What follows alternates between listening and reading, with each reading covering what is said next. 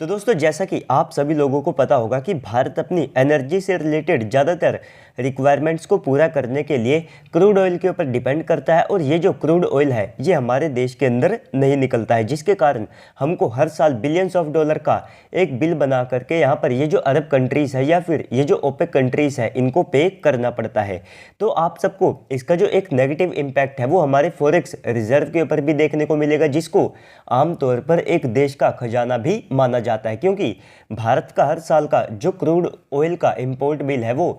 80 से लेकर के 100 बिलियन यूएस डॉलर के आसपास का पड़ता था। और इसके बाद में ये जो अरब कंट्रीज़ है ये भारत के ऊपर मनमानी करती थी और भारत को अपने कई जो बड़े फैसले हैं वे इन अरब कंट्रीज़ को देखते हुए लेने पड़ते थे। और इसी में एक जो बड़ा फैसला है वो भारत को यहाँ पर तब धर्म संकट में डाल देता था जब हमको इजराइल या फिर ये जो अरब कंट्रीज़ है इनमें से किसी एक साइड को सिलेक्ट करना होता था। लेकिन इसके बाद में अचानक से यूक्रेन रशिया वॉर के कारण भारत की जो मार्केट है इसमें एंट्री होती है रशिया की, जिसके बाद अब हमारे जो समीकरण है ये एकदम से बदल गए हैं। ऑलमोस्ट इसमें आप सभी लोग कह सकते हैं कि 360 डिग्री का एक नया फेर आ चुका है। तो दोस्तों वीडियो को शुरू करने से पहले आप सभी लोग वीडियो को लाइक करके कमेंट सेक्शन में जा करके जय हिंद कमेंट कर दीजिएगा। तो दोस्तों अगर रिपोर्ट्स की माने तो उनके अनुसार भारत ने मई के महीने में हर दिन रशिया से 19.6 लाख बैरल जो क्रूड ऑयल है वो हर एक दिन यहाँ पर इंपोर्ट किया है, जो कि यहाँ पर काफ़ी ज़्यादा है। अगर आप यहाँ पर आंकड़ों के अनुसार बढ़ोतरी की बात करते हैं तो अप्रैल में भी भारत का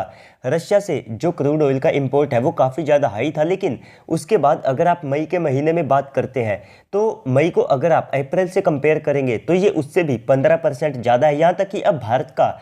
जो टोटल क्रूड ऑयल इंपोर्ट हुआ करता था तो उसमें अगर आप रशिया की हिस्सेदारी की बात करते हैं तो अब ये बढ़ करके 46% के आसपास हो चुकी है। जबकि एक समय था जब भारत अपना टोटल जो क्रूड ऑयल इंपोर्ट करता था तो उसमें 90% जो हिस्सेदारी है वो सऊदी अरब और ये जो ओपेक कंट्रीज़ है इन्हीं की हुआ करती थी, जिसमें आप सभी लोगों को ज़्यादातर इस्लामिक कंट्रीज़ देखने को मिलते हैं। लेकिन अब रशिया ने मई के महीने में सबसे पहले तो जो सऊदी अरेबिया है इनको पछाड़ दिया है, सीरिया, इराक, ईरान जैसे जो कंट्रीज़ है इनको पछाड़ दिया है। रशिया भारत का नंबर 1 सप्लायर यहाँ पर बन चुका है, जिसके कारण जो सऊदी अरब की शिपमेंट है इसमें भारत के अंदर आने में काफ़ी ज़्यादा बड़ी कमी आई है और भारत की आप सभी लोग कह सकते हैं कि एक जो निर्भरता है वो भी इन अरब कंट्रीज से काफ़ी ज़्यादा कम हुई है। तो इसके बाद में हमको यहाँ पर कहीं ना कहीं ये इंडिपेंडेंस यहाँ पर मिलती है, ये स्वतंत्रता मिलती है कि हम किसी भी इजराइल या फिर अरब कंट्रीज़ के कॉन्फ्लिक्ट में हम डायरेक्टली किसी एक साइड को अपने इंटरेस्ट के अनुसार चुन सकते हैं। तो इसका एक आप सभी लोगों को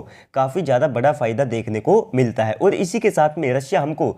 डिस्काउंटेड ऑयल भी ऑफर कर रहा है, जिसके चलते रशिया से हम जो क्रूड ऑयल इंपोर्ट कर रहे हैं तो उसका दाम हमको एक बैरल का $60 के आसपास पड़ रहा है। वहीं पर इसके चलते हमको जो पूरा मार्केट प्राइस है तो उसमें 30 से लेकर के $40 का एक्स्ट्रा बेनिफिट यहाँ पर मिल रहा है। लेकिन यहाँ पर रशिया को भी काफ़ी ज़्यादा फायदा हुआ है। सबसे पहले तो हमारे जो एक्सपोर्ट इंपोर्ट है ये जो कि एक समय में 8 से लेकर के 10 बिलियन यूएस डॉलर के आसपास हुआ करते थे, ये बढ़ करके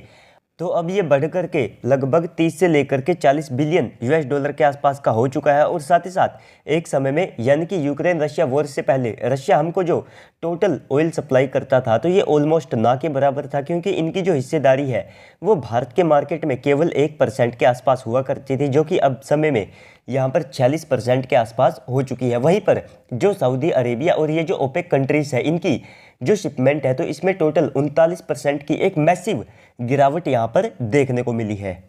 और इस पूरी डील से भारत को भी एक बड़ा फ़ायदा ये हो रहा है कि रशिया हमसे हमारे जो रुपीस है तो इन्हीं में पेमेंट को ले रहा है, जिसके चलते हमारे रुपये की जो डिमांड है वो भी बढ़ती है। साथ ही साथ यहाँ पर हम पहले डॉलर को ख़रीदा करते थे, उसके बाद में डॉलर के अंदर हम पेमेंट को किया करते थे, जिसके कारण डॉलर की डिमांड बढ़ा करती थी और रुपीज़ की जो डिमांड है ये काफ़ी ज़्यादा कम हुआ करती थी, जिसके कारण हमारा जो रुपया है उसमें आप सभी लोगों को डेप्रिसिएशन भी देखने को मिलता था। तो इसमें भी भारत को अब काफ़ी ज़्यादा फ़ायदा हो रहा है। और साथ ही साथ भारत अब अपनी जो करेंसी है इसको भी पूरे जोर के साथ में वर्ल्ड मार्केट के अंदर पुश कर रहा है। तो दोस्तों ओवरऑल इस पूरी वीडियो के बाद अब आप सबको क्या लगता है कमेंट सेक्शन में बताइएगा कि कैसे आने वाले समय में भारत की जो ऑयल डील्स है और साथ में हमारा जो ऑयल इंपोर्ट है ये किस डायरेक्शन में जाने वाला है या फिर नहीं, इसके बारे में भी आप ज़रूर से नीचे कमेंट सेक्शन में मेंशन कीजिएगा। बाकी तो अगर आपको वीडियो अच्छी लगी है तो वीडियो को लाइक कर दीजिएगा। अगर आप चैनल के ऊपर पहली बार आए हैं तो प्लीज़ से चैनल को सब्सक्राइब कर दीजिएगा। तो चलिए दोस्तों आज की इस वीडियो में इतना ही, मिलते हैं अगली वीडियो में, तब तक के लिए गुड बाय, जय हिंद।